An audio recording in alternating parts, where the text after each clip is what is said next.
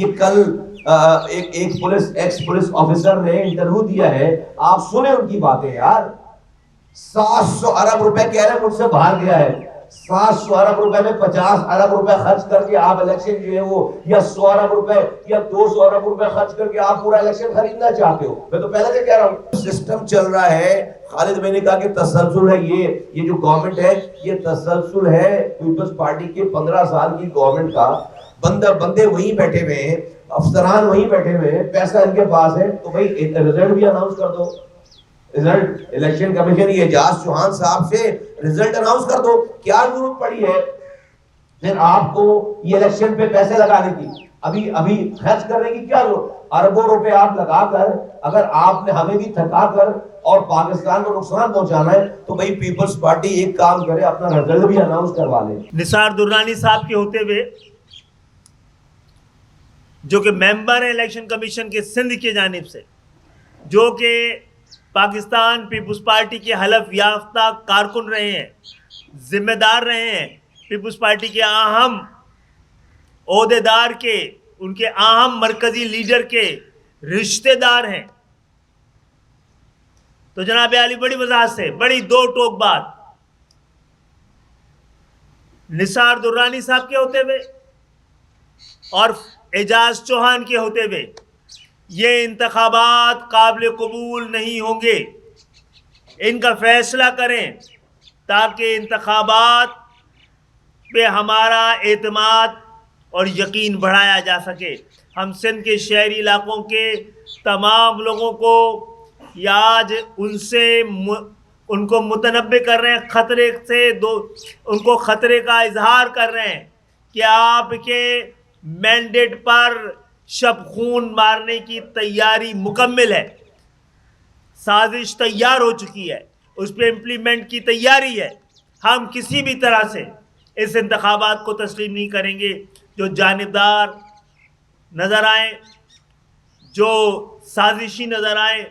पिछले एक साल से हम कह रहे हैं कि जब से लोकल गवर्नमेंट का इलेक्शन हुआ है, आपके कैमरों ने दिखाया कि सिंध में एक नहीं दर्जनों जगहों पे, मैं सिर्फ एक मिसाल कोट करता हूं, एक जगह दिखाया कि भाई डाकू आ गए, पोलिंग स्टेशन पे हमला कर दिया, डाकू, ऑफिशियल डाकू, और वो डब्बे और स्टाफ अगवा करके ले गए, पोलिंग स्टाफ और डब्बे ले गए। इतने सोफिस्टिकेटेड डाकू थे। टाइमिंग के साथ 5 बजे इलेक्शन का टाइम खत्म होने से पहले पोलिंग का टाइम खत्म होने से छोड़ जाते हैं वापस, और अंदर से डब्बे भरे हुए निकलते हैं, और अंदर से पीपल्स पार्टी का वोट निकल रहा है, और उसकी जीत का फिर ऐलान भी हो गया, उस बंदे की जीत का ऐलान हो गया।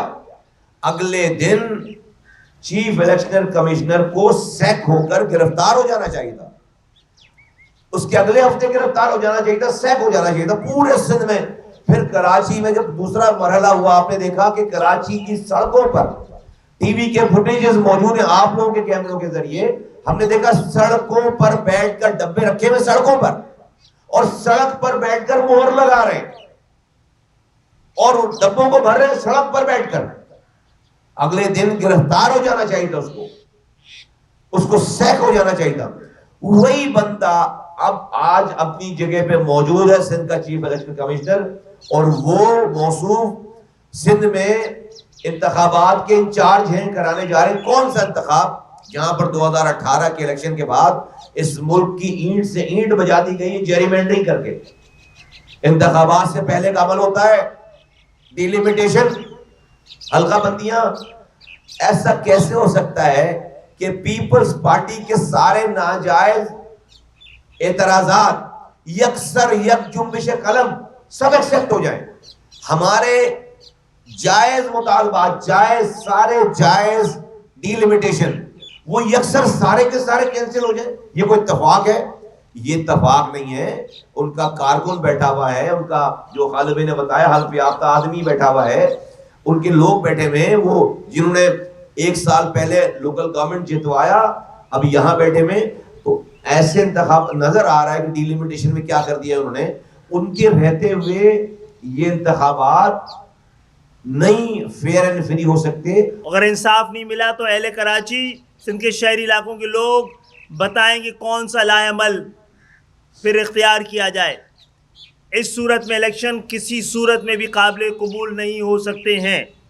15 साल की डाकुओं की हुकूमत के बाद बता रहे हैं ना कि अब तो डाकू भी ऑफिशियल है,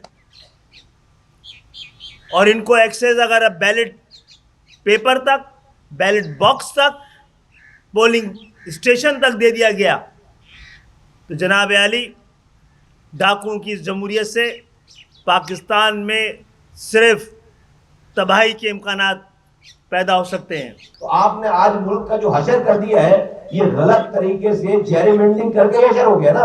जेन्युइन लोग अगर होते पूरे पंजाब से लेकर यहां तक, तो आज मुल्क का ये हशर नहीं। तो आज क्या पाकिस्तान इस बात का मुकामिल हो सकता है कि आप किसी एमक्यूएम जैसी पार्टी को, और जिनका मैंडेट है जिन और भी जितने लोगों का, उसको बेदखल करके आप कोई जेरीमेंडरिंग करें?